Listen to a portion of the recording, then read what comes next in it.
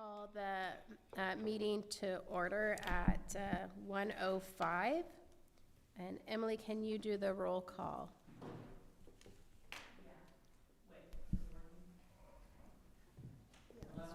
Yes, we can hear you. Oh, okay. Member Allman? Here. Member Barish? Here. Member Doherty? Here. Member Ebbium? Here. Member Moschetti? Here. Member Riley? Chair Miller? Here. And Member Antle was excused. Oh, okay. All right, next we're gonna. Can I ask a stupid question? Sure. What about the auditor?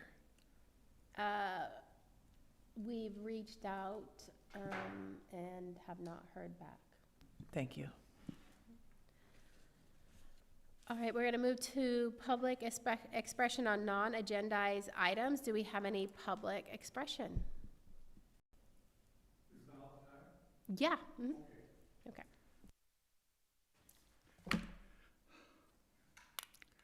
My name is Donald W. Popowski. I am a board member of McCavan Care and Prevention Network. Here's an excerpt that I wrote for the Ukiah Daily Journal. In the month of January 2023, on the front porch of McCavan, staff did a successful overdose reversal on a community member.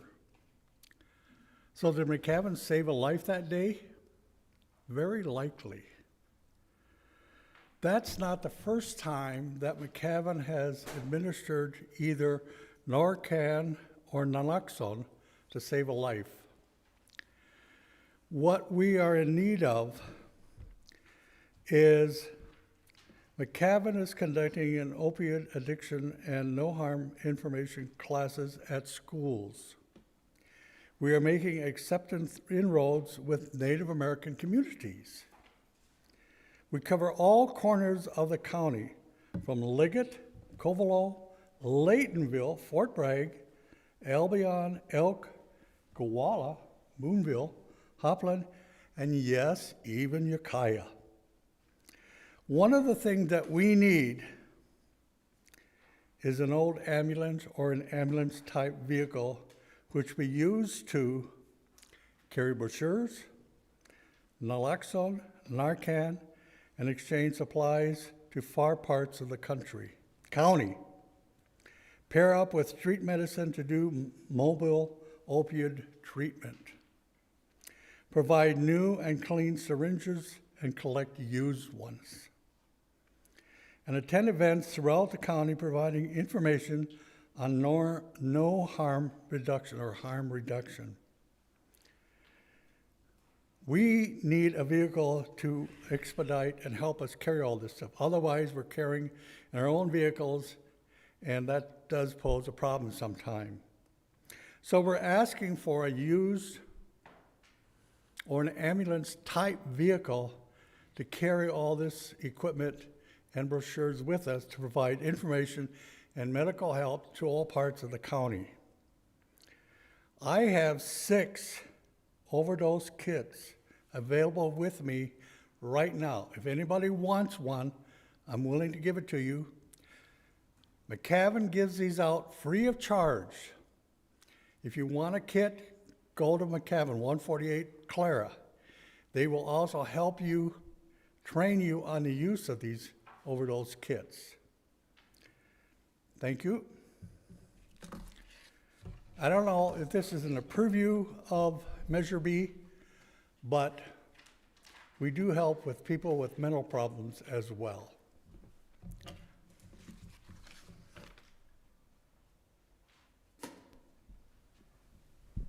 All right, thank you. Any other public expression? All right.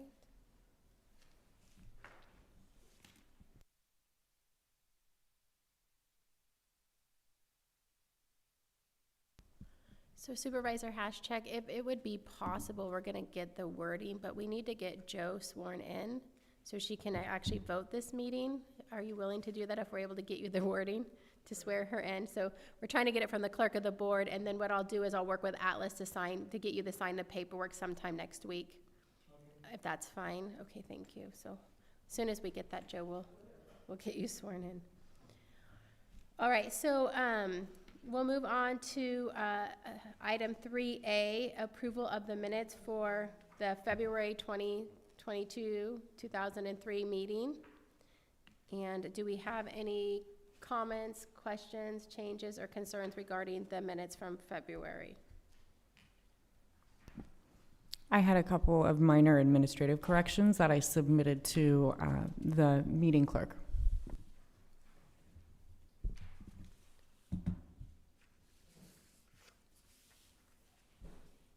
Any other? No?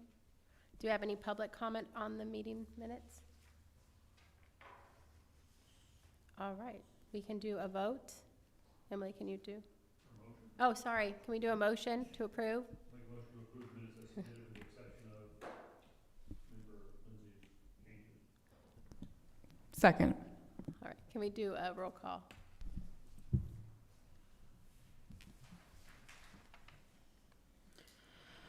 Member Alman. Member Barish. Yes. Member Doherty. Yes.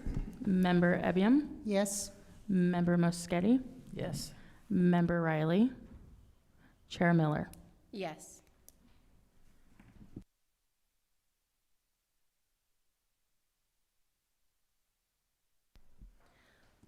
All right, we're going to move on to the item number 3B, the April 2023 Measure B financial report, and I'm going to hand that over to Mary Alice Williford to walk us through that.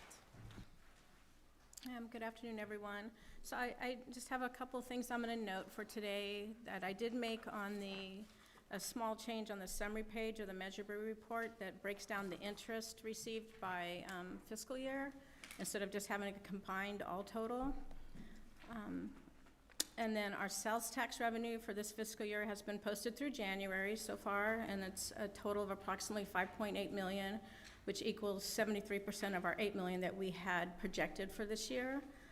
And the revenue rate did sunset at the end of March from the 1/2 cent to 1/8 cent. And I'm projecting that we'll come in at that budget at about $8 million. So,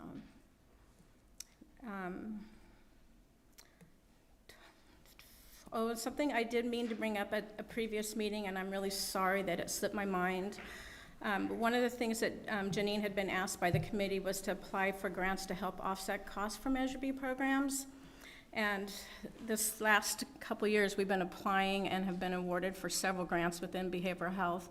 And one of the grants that we were awarded for was a CCMU grant that's allowing us to expand our mobile crisis teams and our dual response teams in the county. And while we're recruiting and trying to get these teams staffed, we were allowed from the grantor to use these grant funds to help offset costs for our mobile crisis team that's being funded by Measure B. So you won't be seeing any charges right now hitting the Measure B funds because we're being able to use that grant for it.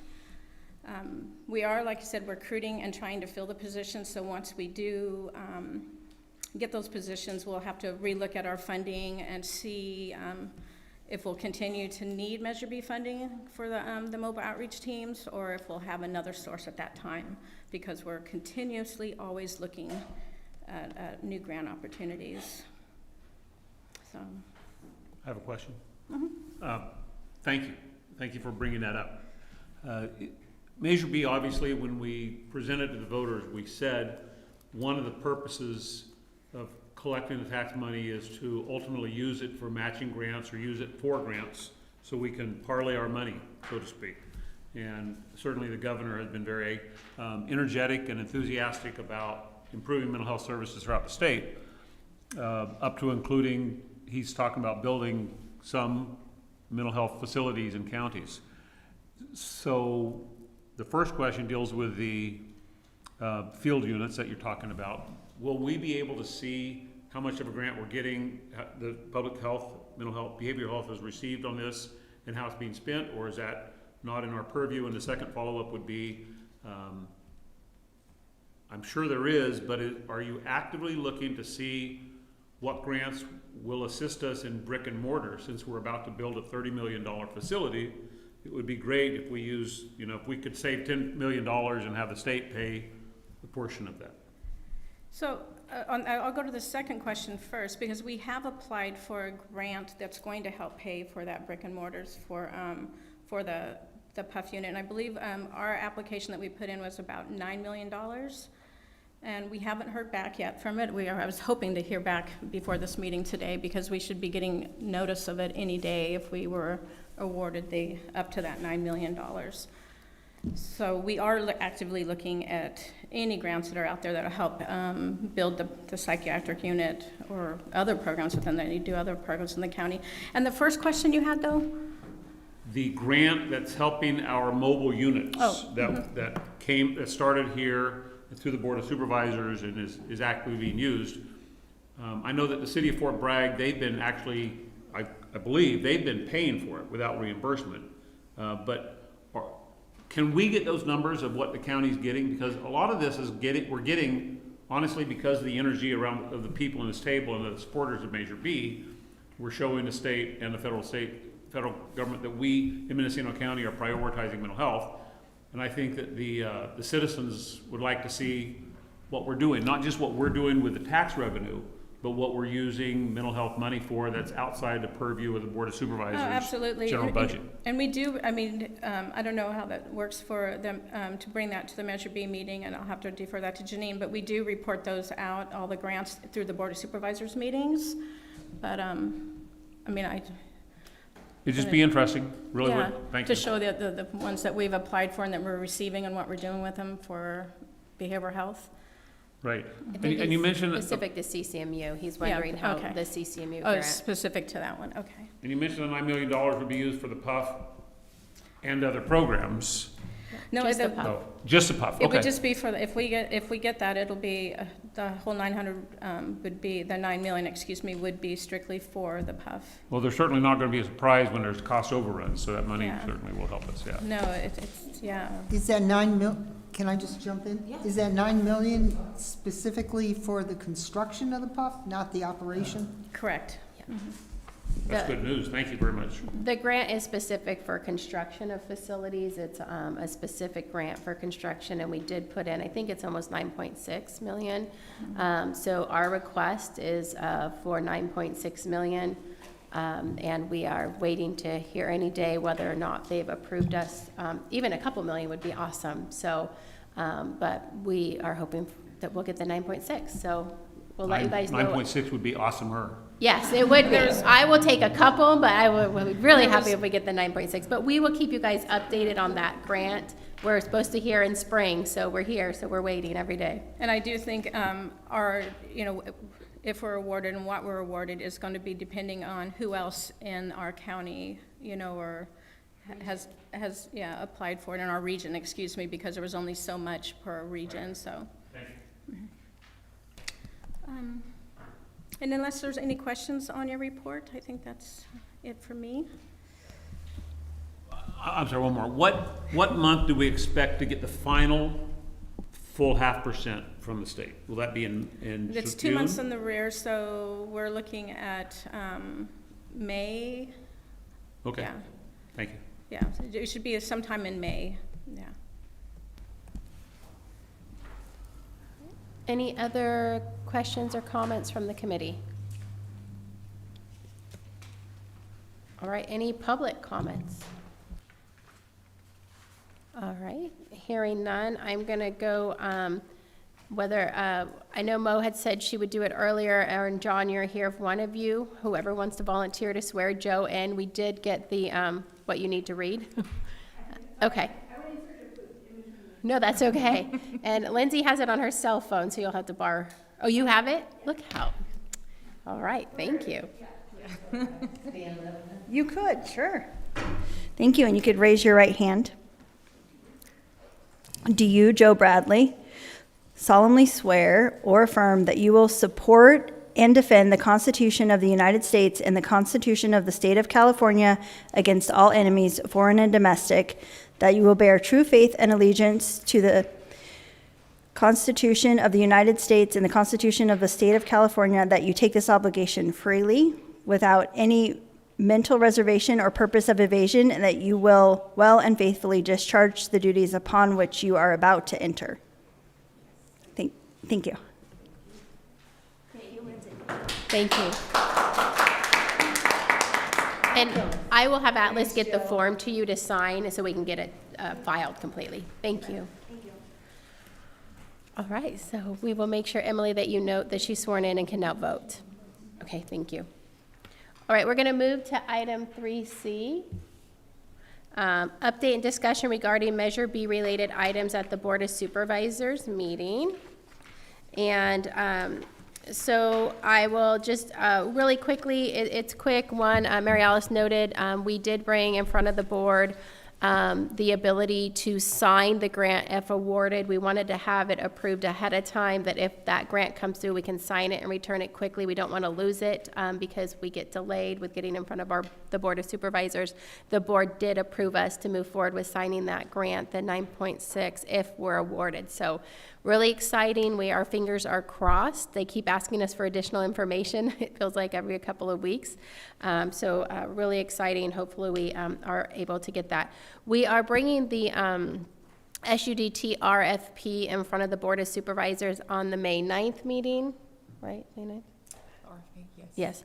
The May 9th meeting, we won't be bringing the full RFP. County Council is working on how we do that. What we will be presenting at this point is a summary of what that RFP will entail. If we are able to do it differently, County Council will let us know, but we don't usually release an RFP before it's been released publicly. So Christian is working on what other options we have, but at this point, a summary will be going to the board, asking for them to review the summary. It will also let them know who the stakeholders were who participated in creating that RFP, and then asking for approval to post it, and we want to get it posted ASAP.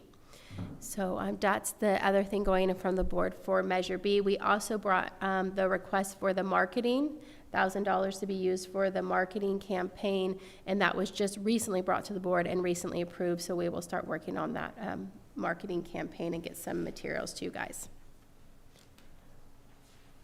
Any questions? I have one about the RFP. So my understanding is that the Board of Supervisors doesn't actually approve an RFP, is that correct? Or do they? Well, I guess Dr. Miller might have the process down, but it sounds like we're approving what is coming forth from the committee, right, this RFP. Right. In general, when we put an RFP forward, depending on the RFP, we may go to the board to say, we're looking to RFP for a service, and they would say, approve us to move forward.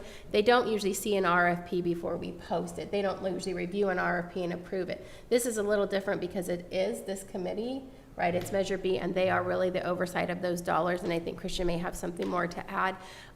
There was a specific ask by the Board of Supervisors to see the RFP prior to posting regarding this specific request. And does the board have the ability to modify the RFP? So that's not the usual process. One of the things that we're going to be looking at is if we can essentially bring it to the board in a way that would give them the ability to make any changes that they want without compromising any competitive processes. So the unusual part about this is that normally the RFP gets released to the whole world sort of in a finished form, and everyone has it at the same time. They have the same opportunity to sort of consider how they're going to put together their proposals, to respond, et cetera. It's a little bit unusual for a Brown Act body to be sort of tinkering with the specific language, right? Usually it's a concept of this is what we want, as opposed to the specific language that might go into it. Well, there are a few things we haven't quite done it this way before, so there's a few things we're still looking at. And my sense is that the Board of Supervisors is involved because of what you said of we're an oversight committee, but they say yay or nay ultimately. Yes? Yeah, that's correct. Okay. So there, typically what the process is that when the board wants to get proposals for a particular contract, they'll go ahead, they'll say, we want an RFP for this, they'll task some staff with drafting something, staff will engage in the competitive process, get the responses back, and then give the feedback to the board, and then the board sort of selects which of the proposals they want. Where it gets a little bit unusual is that essentially if you have the public discussion of the document, there's a question of what that means in terms of the integrity of the competitive process, both in terms of does anyone get an advantage in advance? Probably not, because it's going out to the public, even though it's not being published as an RFP. But then essentially, if there is public input by a proposer that influences the content of the RFP, does that effectively give the proposer an unfair advantage in then competing for the RFP? And that's the part that we're looking at, and what's the right mechanism to do that. And there actually is a provision in the Brown Act that may allow the board to have the document and then provide any feedback. They publicly meet and discuss it, but not publish the document while still having the document. There's an exception for, usually for a Brown Act body, all your materials have to be public. There's an exception for certain things under certain specified exemptions under the Brown Act. I'm getting probably a little bit more technical than we really need to. But if it falls under certain specified exceptions under the Public Records Act, the board can consider it in connection with an open session item under the Brown Act. And we haven't finished editing yet. Thank you. Joe? I had a question. This is all new ground for me. How many entities, or do you know how many entities we're up against for that grant? I mean, The PUF grant? yeah, No. It is, it's open to every county in the state of California, and then also provider agencies could apply for them. And so what we do know is there's a certain dollar amount set by region, what region you're in. And so it's open to everyone within our region, and then the county and providers. okay, so what's our region, Northern California? Yeah, or we're in a this whole northern state? region, yeah. Okay. So there was a max, I think, of 15 million for the whole region for that round. And then there's a possibility there will be around 6, depending if there are funds still left. Yeah. Thank you. So follow up on council's conversation. Just for council and supervisors, two supervisors here, I'm sure you know this, but the concern that some of us had was that the RFP, and we've publicly spoken about this, the RFP wouldn't be written very specifically for one organization to say, gosh, no one else applies, so, we've got it in the bag. So that's, as long as everybody goes into this with their eyes wide open and there's transparency, I think that we're all gonna be satisfied with the RFP process. And yes, and my understanding is both that's why the RFP process is being engaged in, to make sure that everyone gets a full and fair opportunity. But that's also part of the reason, in terms of having concerns about making sure that we do this correctly. What we don't want is something that's written for one particular proposer. And we just want to make sure that the process that gets used doesn't compromise it and make it sort of tailored and specific to one proposer in a way that might jeopardize the sort of the fairness of the process. Not just jeopardize the fairness, but in a situation like this, and I can speak with experience, people who don't get the RFP have an opportunity to appeal. And it's very timely. It wastes a lot of time when there's an appeal that we should have predicted. If something is predictable, something is preventable. And that's not my quote, Gordon Graham, but I live by that. So, all right, thank you. That's a good one. And I can say that the stakeholders who met, really, it's written broad. That I can tell you, it's very broad. All right, any other commissioner comments, questions? Any public comments or questions? All right. So Chair, that was it with the Measure B topics in front of the Board of Supervisors since our last meeting? Yes. Okay, thank you.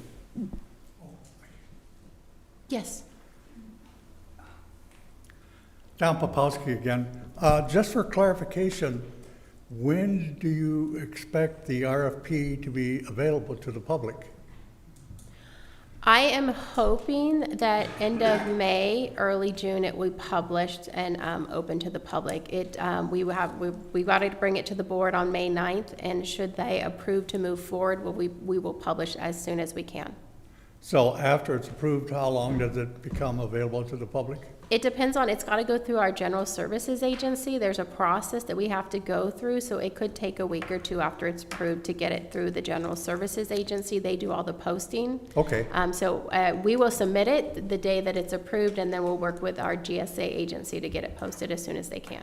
all right, thank you. And it's posted on the CEO's website, right? Correct. There's a whole website that's for bids, RFPs, and it'll list there. We'll also make sure that part of the process is to send it out to local agencies that might be interested, so local agencies will also be notified and get that information. So I have one more question about the RFP. Is there, everything always has a financial component.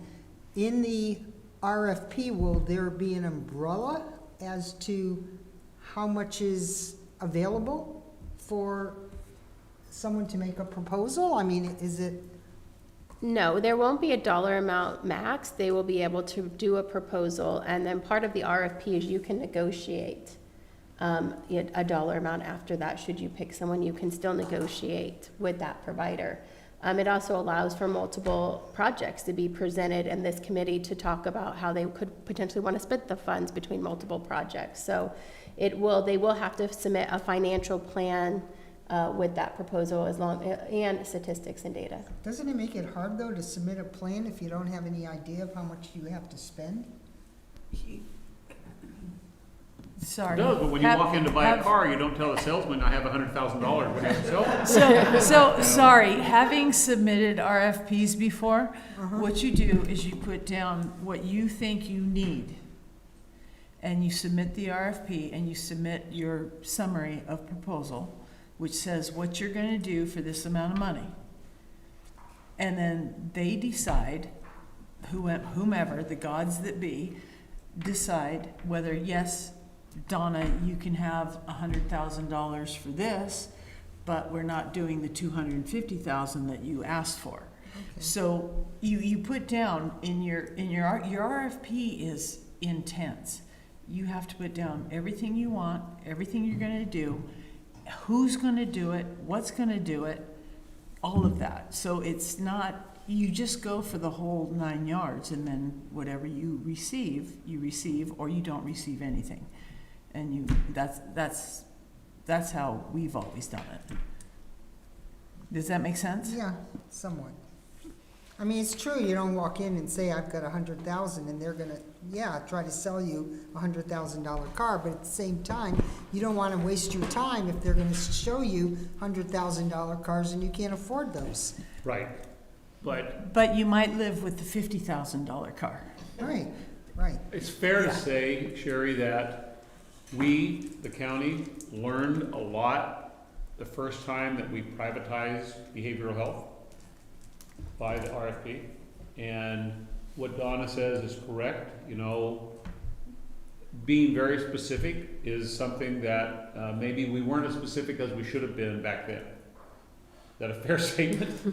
And now, we've touched the stove once and got burnt, and I don't know if we want to touch it again. So, going through this cautiously, time is not of the essence as much as we want this program to last forever. Right. And Right. if we rush into it, then we're gonna rush out of it, because that's what we learned with other RFPs, sadly. John Haschak, Board of Supervisors. So my question is about the process with the RFP. If one entity or many entities make proposals, then it will come back to the Measure B committee, and the committee will kind of decide what's the best approach, and then it will go to the board, or? No, because we can't make it public till a decision's made on on who we're going to award to. And so what we'll do with Measure B is end up having an ad hoc committee from Measure B, who will also include the stakeholders who participated in developing the RFP, so we have community voices in the decision, and they'll review all of the proposals, and then they'll make a recommendation to Measure B and the Board of Supervisors. Okay, thank you. All right, any other comments, questions? So, sure, when the ad hoc committee composed of community members plus the stakeholders makes recommendations to the Measure B committee, what jurisdiction does the Measure B committee have before it heads off to the Board of Supervisors? Really none. It's actually the board who makes that final determination. Well, I don't mean in that way. I mean, can the Measure B committee make its own recommendations separate from what they received from this? No, the RFP is not open. You guys won't have access to the documents. They're confidential until the board votes on them. So Okay, we have to okay. put them forward. We can't release that information until, so what will come to your ad hoc will be your voice.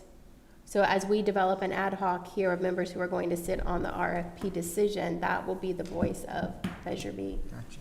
And you guys will have to vote who that is. And that was how it was done with the architect, Correct. project manager, et cetera. That's just the process.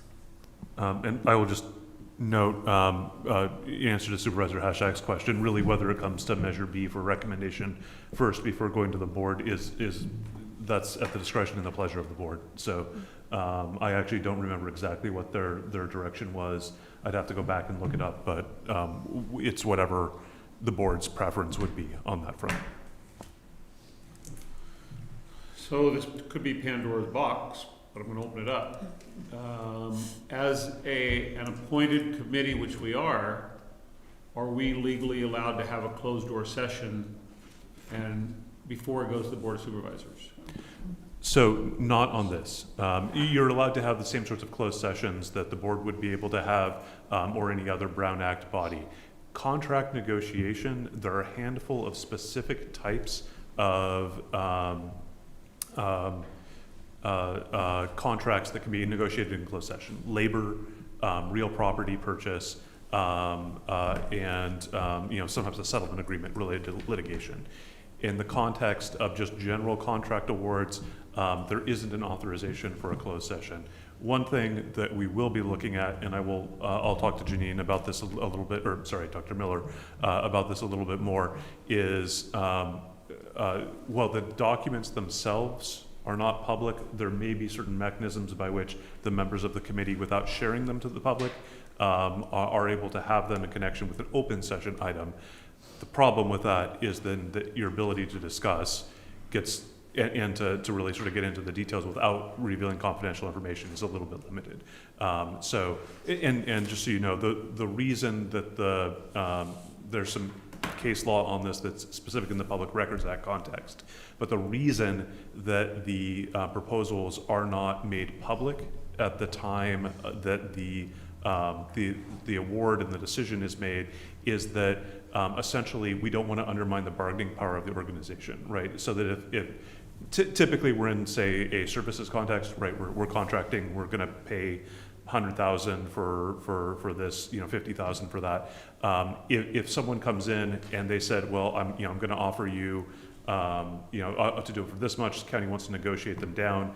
If they see what the other options are, then that may reduce the county's bargaining power. So I understand, Council. Yeah. My question dealt with closed session before RFP goes to the Board of Supervisors, and you're saying there's specific case law on that? There's specific statutory authority on case law on the Brown Act that limits the closed session to specific types of contracts, and this would not be one of them. Okay, and to the chair, remind us who is on our ad hoc committee, you and?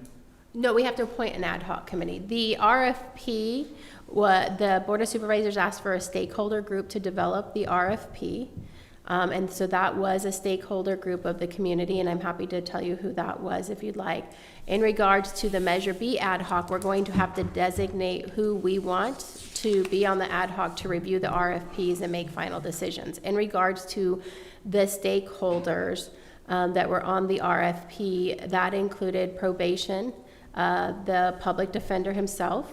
We had Health Management Association. They're a well-known state agency that works in substance use across the state, and they're working with the Department of Healthcare Services in California, so they're well-known, and their expertise is in substance use. Partnership Health Plan, who does substance use services in our community.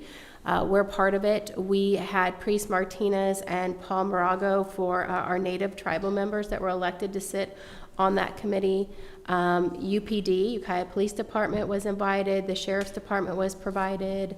Jill Ells, our substance use manager, was a part of that. Dr. Christina Lacey, who's an expert in MAT and substance use. She used to work for Hillside, now she's working for Sutter, but she is an expert in medicated assisted treatment and substance use, and myself. I think I got everybody. That's impressive that you didn't look at any notes. Yes. And that committee, I'm very satisfied with. Thank you for that. Yeah. Wow. Well, she probably had to meet with them 20 Yeah, times. she just visualized them, see. We met a couple times, but I will tell you, what was really awesome, everybody came to the table prepared, had a lot of great ideas, and there was some low-hanging fruit stuff that we can do that we don't need Measure B to do.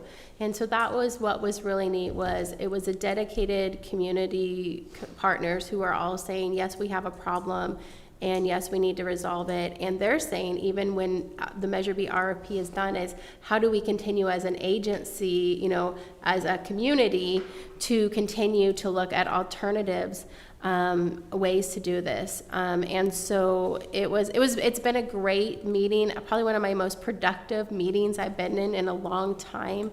And it was a really great group. I was really pleased with the outcome and the participation. All right. Any other comments or questions? All right, we'll move to 3D. Update and discussion regarding the status of current Measure B projects. And you guys have that in front of you. I'll try to go through it just quickly.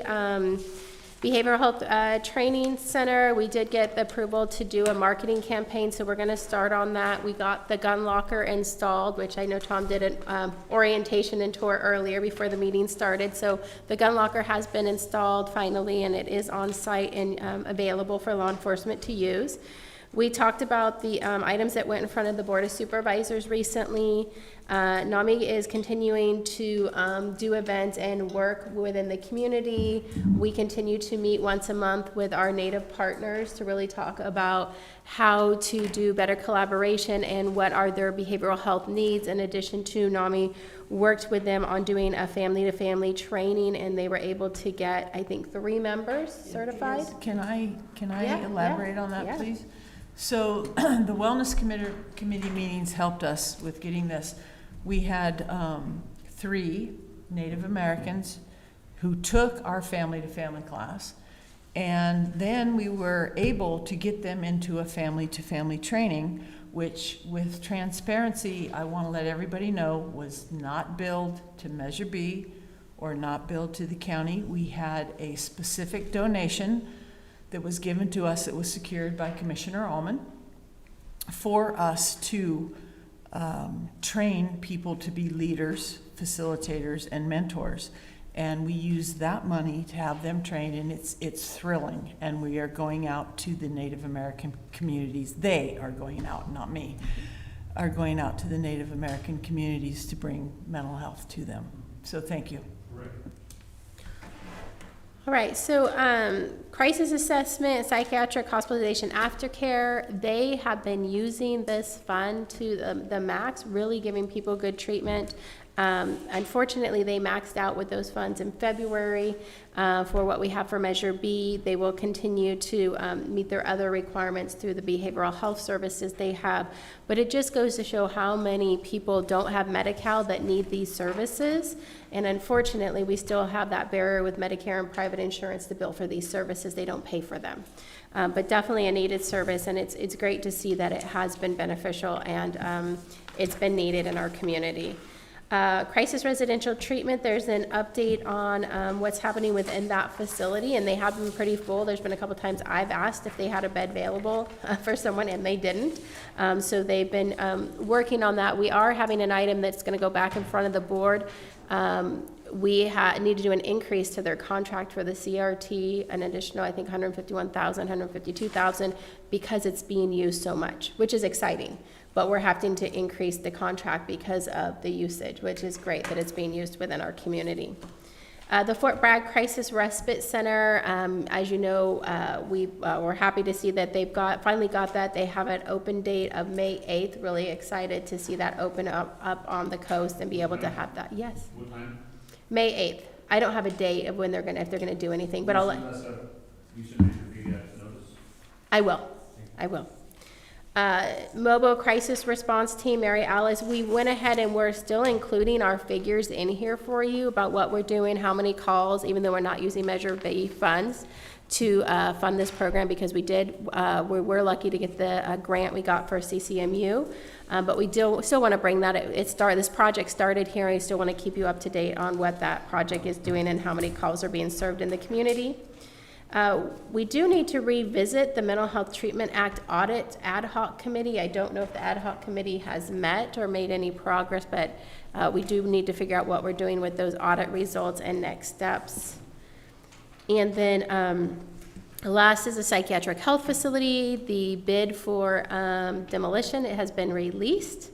I think proposals are due back May 23rd, and I think we hope to start demolishing that building in, I think, June, which is pretty exciting, I know. So really exciting news on that. And of course, as we talked about, we're fingers crossed that we get those grant funds and they're able to really help us there.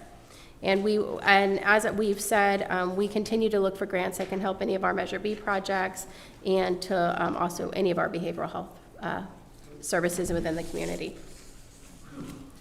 So I just have one question. Yeah. The the RCS that provides the aftercare, where are those services provided? They're provided within the crisis center, or is they're provided at their service locations. How many do they have in the county?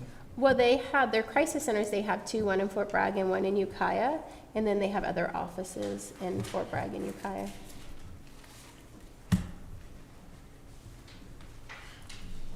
And what happens with people who live far away from those places? They work with them. They can do telehealth, telepsych. They can work with them that way. People can come in. They can refer them to mobile outreach if mobile MOPS, if they need some additional services while they get connected. We wouldn't bill to this. MOPS has a different billing mechanism. But there's a lot of different ways. Okay, thanks.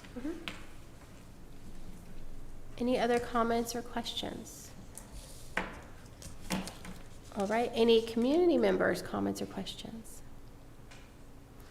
No? All right, we'll go ahead and move on to item 3E, update and discussion regarding the long-term financial plan, and I think this is Sherry's item. Well, it's pretty self-explanatory. I was just curious about the current status of creating a long-term financial plan, just what it says there. So, Mary Alice, I think you guys are working on that, the long-term financial plan? We're working on for Measure B? Yeah, so we're supposed to be working with facilities on that. Yes. And I didn't know, Sherry, if there was a question regarding whether any of the committee members could participate in that? Well, I guess, yeah, this would be the place. Maybe our county council can advise on this. Whether or not a committee member can be involved in creating that financial plan. I'm not sure that I understand exactly the nature of the purpose of the document. So, I mean, in terms of a budget document, ultimately, the department head will have to submit something they're required by statute as part of the budget process, but that's just an annual document. This sounds like you're talking about something a little bit more long-term. Strategic long-term financial plan. I don't know that there's anything to prevent, say, this committee from forming an ad hoc to, discuss things that it would want. I mean, the alternative is that you could have, you see what staff comes back with, discuss it at that time, and then if you feel you need an ad hoc, proceed at that point. Am I understanding the question correctly? Well, not exactly. So this originally Measure B didn't have a current financial plan.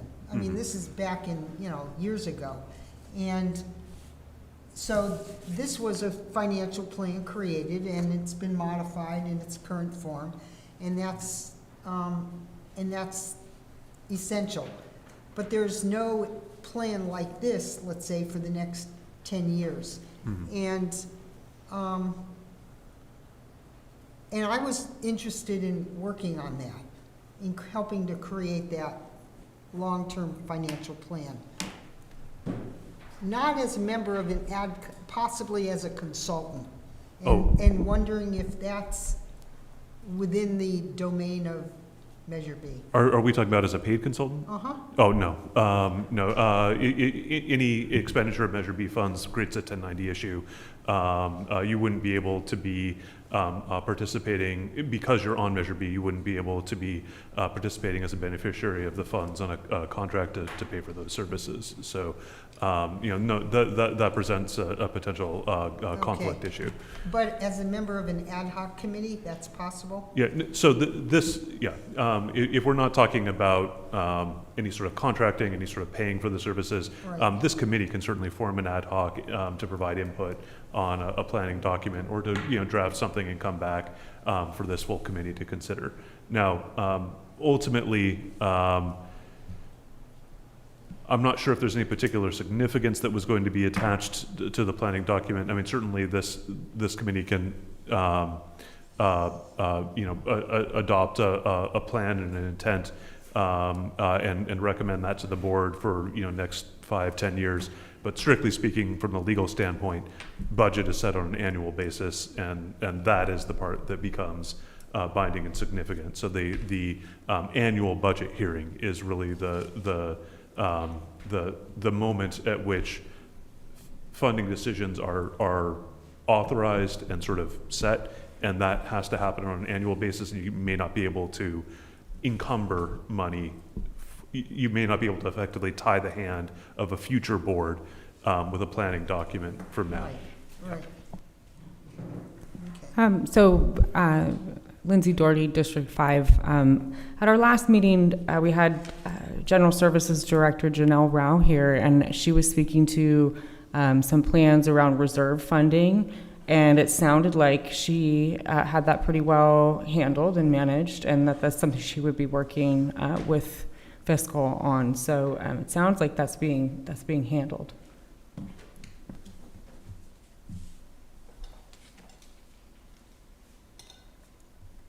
Well, I mean, she presented stuff related to facilities, but in terms of ongoing programs, that's a whole other component to the plan.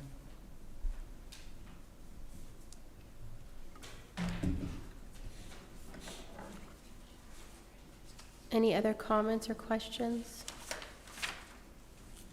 I think the question is, do we want an ad hoc committee to work with the behavioral health financial team to create a long-term plan?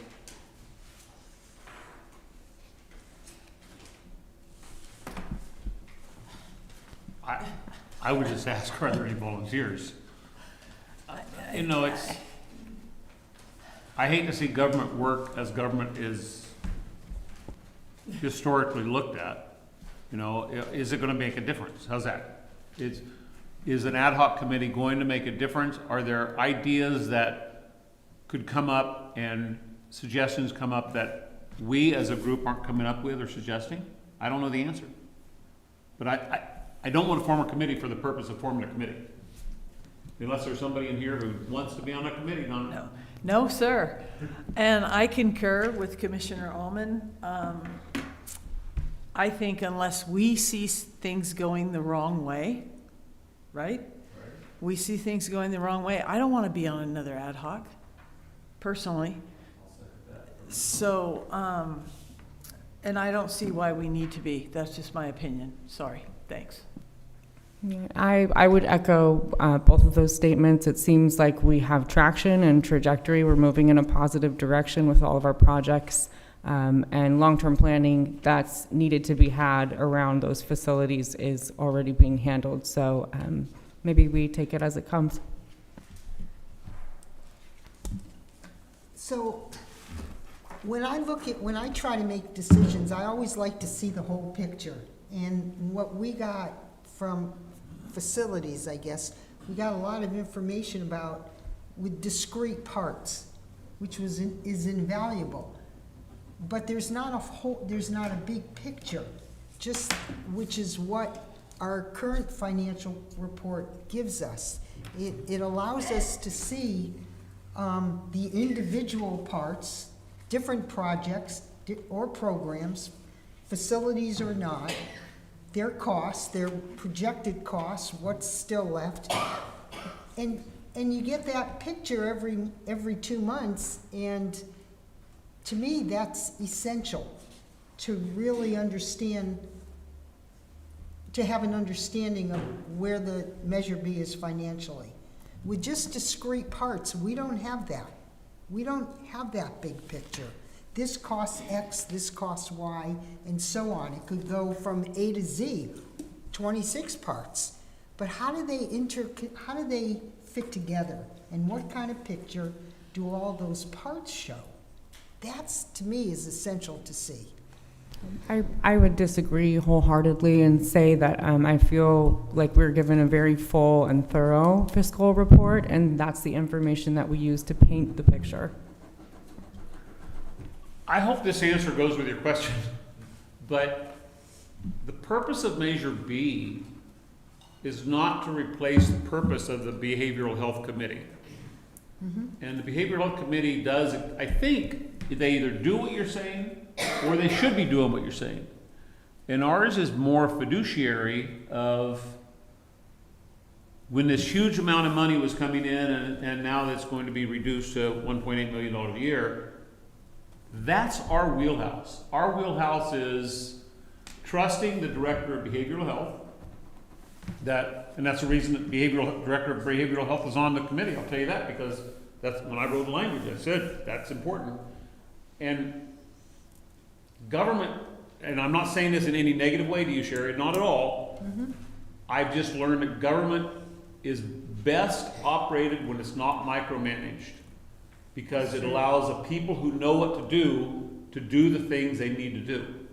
And if we as a committee see something wrong, then that's when we either as citizens or as members of this committee need to say, hey, I'm throwing a red flag and saying something's wrong.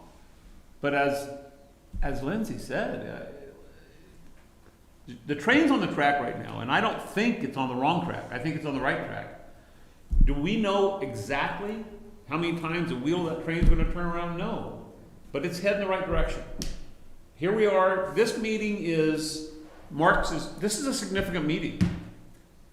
As of this month, this committee's been meeting 5 years. What about that, Doc? We've spent a lot of hours together. And if your question was asked when this committee first put together, I would have said, that's a pretty darn good idea, Sherry, let's do that.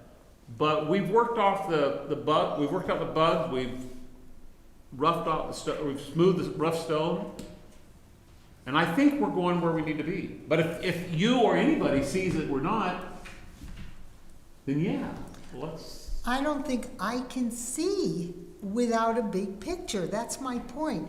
When this report that we get from Mary Alice each meeting. A good report, by the way.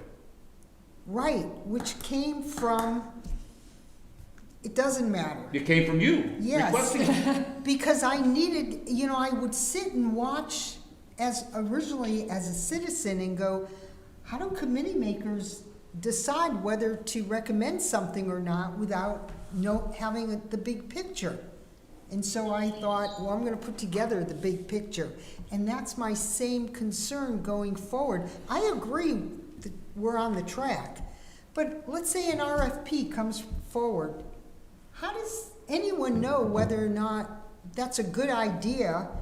You know, it costs X dollars.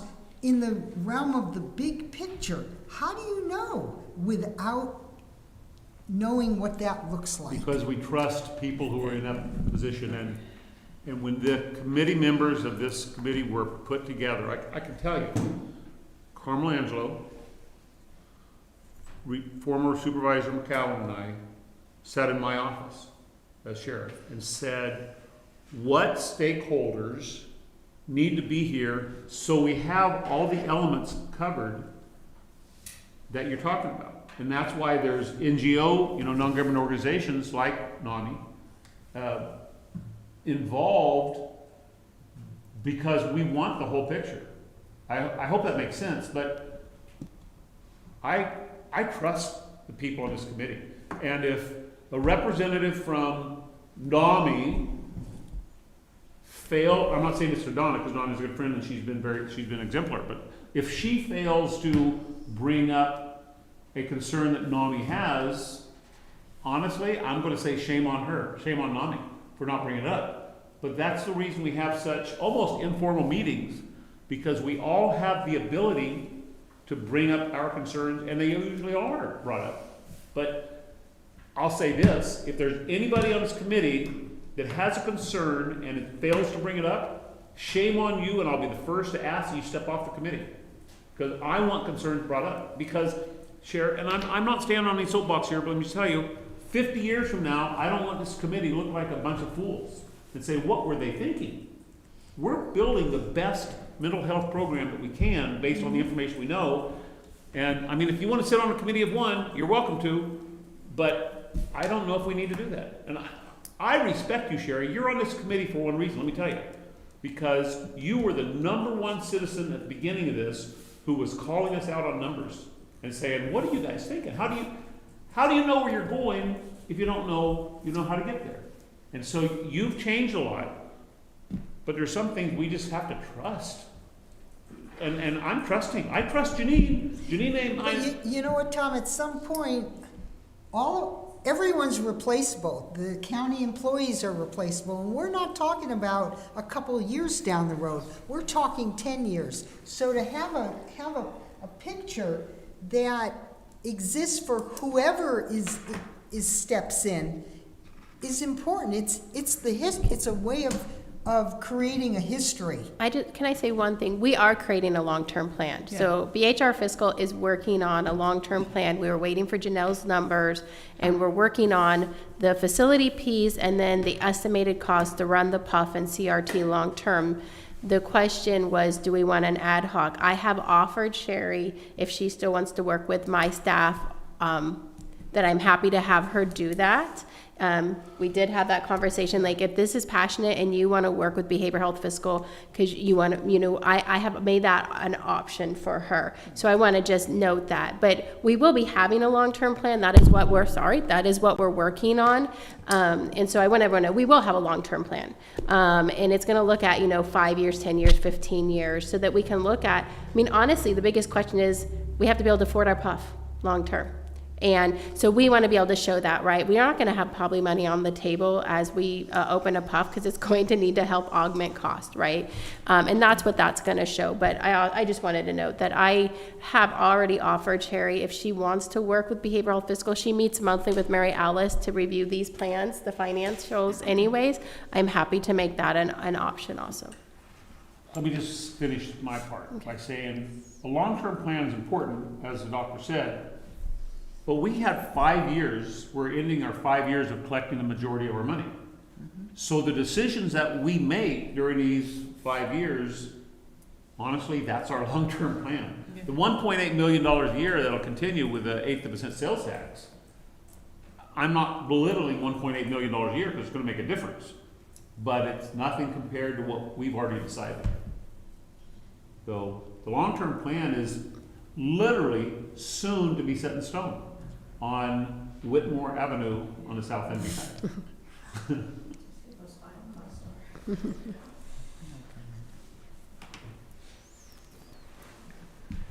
John Hashtag, Board of Supervisors. I've spent many hours looking at Sherry's, what she's created as far as a financial plan. And I think what she's asking for is just to see how this money is going to be spent over the next 5, 10, 15 years, like you were saying, Dr. Miller. Because we heard today that the CRT was, that contract was more expensive, or it's going to cost more ongoing than we thought because of the usage, which is a great thing. And so I think what Sherry's asking for is just to show throughout the years what are our ongoing expenses, what the capital outlays are going to be, just to see if something comes up in the future, and then, hey, it's a good idea, do we have the money to pay for it in the long run? And I think that that's what, you know, Sherry's worked on in the past that I've looked at, and I, you know, so if there's can be collaboration between, you know, staff and Sherry, that's a great thing. I think it would benefit the committee and the public to see what the long-term plan is. So I appreciate you all working on it.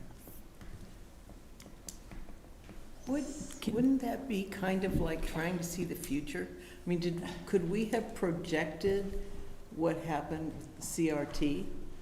No. Okay, and I understand things are going to evolve, but you can put practices in on how to run it, but in the future, I mean, 10, 15 years down the road, yes, I still want to see it running, but to be able to foresee how much money it's going to cost, I want a crystal ball that tells me those things. I don't mean to make light of it, but I think that's a real difficult one. It'll be, you know, we'll have to look at estimates is what it will be. It won't be 100%. We don't know. You know, right now most of us know the state is going through major payment reform with Medi-Cal. And so they're going from a fee-for-service model to a cost-per-service model, which is really going to change how things are paid for. Will change. They're setting rates for psychiatric health facilities for the first time. They're setting rates for CRT for the first time, like really setting rates that are very different than we've ever done business. But it'll be an estimate. So how we look at it is an estimate of what we know it is today and how much we see it go over year by year. So it will be an estimate. Will it be 100%? No, of course we don't know what its cost will be in 15 years, but it will be an estimate. Can I make Sure. just a really quick statement? I do believe in a 15, 20-year plan. However, we do have a prudent reserve. Can I ask how that's designated, please, for what's operational and what is? You have we have a prudent reserve and you have potentially a capital facilities reserve. The capital facilities reserve we did vote on based on Janelle's number, which was around $3 million. That will be going to the Board of Supervisors for approval with the Measure B budget for next year. So it'll be part of that budget ask is here's our budget for next year, and we're asking to create that capital facilities reserve of $3 million to maintain our buildings, the 3 buildings. The prudent reserve is for emergencies related to services. Right. So my comment is, I love the fact that we can sit there and we can plan all day, and I think we should plan all day. And pardon my deal, but you're dealing with the government, you're dealing with state dollars, you're not just dealing with tax dollars, because the state and the feds are who are going to fund you, and then it comes down to the people who provide the services, where are they going to get their funds and everything. So it's great to have a plan. I love that. I think it's beautiful, but don't expect it to turn out, because it's not going to turn out. So it's wonderful, it's great, we should think about that, but we're dealing with, no offense to those of you who work for the government, but we're dealing with the government, and we have to deal with that. And then you have providers who may or may not be able to make their obligation. If they don't, you have extra money. If they do, and they do it well, you gotta give more money. So that's just my 2 cents on that. But I do think we should plan ahead, but don't count on that money. That's my 2 cents. All right, any other commissioner comments, questions? All right, any public comments?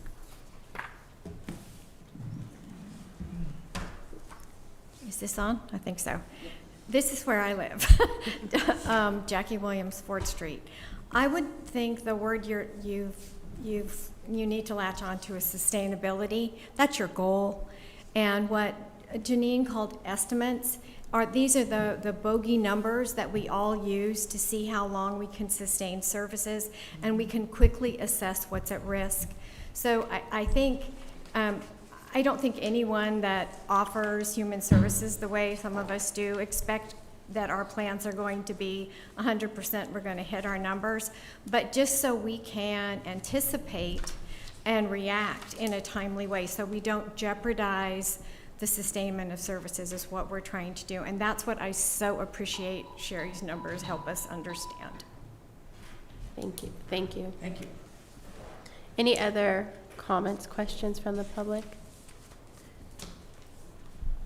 All right, so I'm just gonna wrap this up. Behavioral Health Fiscal is doing a long-term plan, and as I have offered to Sherry, the offer is still out there that if she would like to participate. I will take you up on Yeah. that offer. We've talked about it, so I'm happy to have her work with my team if she'd like to do that.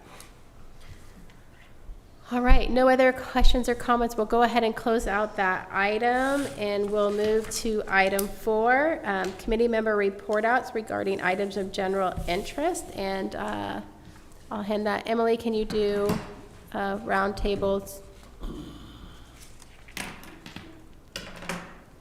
Member Allman? Thank you, Emily, and thank you for being here. You're appreciated. I actually have about 5 minutes of stuff, so I'm sorry if I bore you here. The sheriff's office, using this for training, has asked for 2 things that we basically we're almost all completed. We're 8 tables shy of being able to use this room to full capacity. And so maybe on next month's agenda or next meeting's agenda, we have $263,000 in unspent money for the training center. I'm not saying let's spend it. I'm not going on a spending spree, but I'd like to buy the 8 tables. We are purchasing the $6,000 in wrestling mats that the sheriff's office is going to be able to use.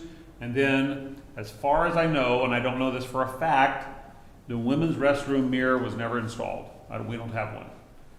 I don't think there's a mirror in it. There is. There's a mirror over the sink. There is a mirror over the sink? Yes. Okay. I checked 2 months ago when no one else was here, and it wasn't. So if there's a mirror there, it's a brand new installation. That's great. There is, okay. Donna's double checking. And she's not wasting her time back there. Okay. Okay. So thank you, Donna. And so we used to get numbers from Redwood Quality regarding the numbers of mental health services that were being provided. At one time, we were getting the presentation of where our numbers are for mental health in this county. And here's the reason I asked.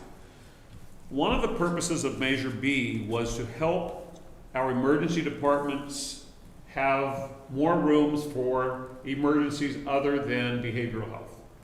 And it's my understanding that they're actually seeing more rooms for that, but we don't know what we don't know. And I don't know if the doctor can ask somebody from Adventist to come tell us if we're on the right track, if we're moving forward, or if it's just as bad now as it was pre-Measure B on the agenda next month. But it would be good to know if we're heading in the right direction. I would like to put on the agenda for next month or next time. This year we have failed to have a meeting in Fort Bragg. And it'd be nice if next meeting we could vote on what month we're going to have a meeting in Fort Bragg. That's important over the coast. And that's it for me, thank you.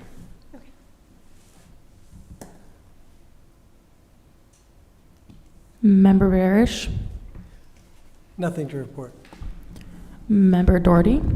No report. Member Ebiam? One thing, I know in Willits that there has been a change to services as a result of Manzanita closing. And Tapestry and Manzanita operated out of the same building in Willits. My concern is that Willits doesn't see a decrease in services that they can offer the mental health population. That's all. That's my concern. And I can't at this point go into it any more than that, but since Manzanita closed, it's a concern that relates to mental health, which relates to us. So, that's all. Thanks. Member Moschetti, No report. Chair Miller. Just really quick, I just want to give a couple of things. April is Alcohol Awareness Month, so we've been doing some campaigns to really remind people about alcohol use and that it can be abused, and that treatment and services are available. May is a mental health month, so we'll be in our community doing events. Regarding May is Mental Health Month, we'll have a proclamation in front of the Board of Supervisors, and we will be out in the community. We're really focusing this year on a couple different things. Gun locks, we're getting gun locks, locking med bags, and Narcan out to the community.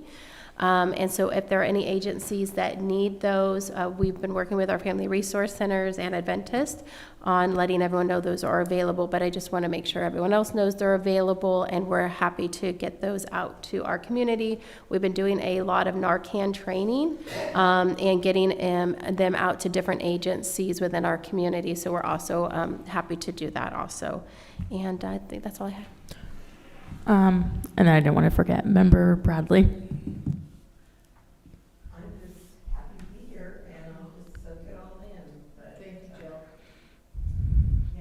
Thank you. Nice to have a vote now. All right, we have no committee comments or any other last minute public comments? Yes. So I just want to know, did I take the proper procedure to make this request for this vehicle for McCavan? Okay, is there a proper procedure to do this with this group? I would suggest that your proper procedure would be to look for that RFP that's going out related to substance use, and that would be where you would make that request as part of as a proposal towards the RFP. So we're not asking for millions of dollars, we're just asking for a small part of it, and you're saying that from that RFP, we could make a request for this vehicle? Correct. Huh? That RFP will allow anybody who wants to do substance use work, any types of substance use work, harm reduction, et cetera, to apply, to present a project to possibly be funded. Okay. So yes, I Okay. think that, that would be my recommendation, is that when the RFP comes out, that you guys put your project forward. All right. Finally, I do have 6 opioid overdose kits here. So they're free, and if anybody needs any more, you can come to McCavan at 148 Clara. We'll train you, and we'll give you free kits. Thank you. Thank you, and thank you for your work. Any other public comments? I'll make a I might as well. So, thank you very much. Today is, I am Mo Mulhern, Second District Supervisor for the County of Mendocino. Today is Denim Day. It's the last Wednesday of every April. It is to raise awareness for sexual assault victims, and your clothing does not make you consent. So, Denim Day, last Wednesday of April every year. Thank you. Thank you. All right, any other last comments, questions? Hearing none, we'll go ahead and end the meeting. Thank you.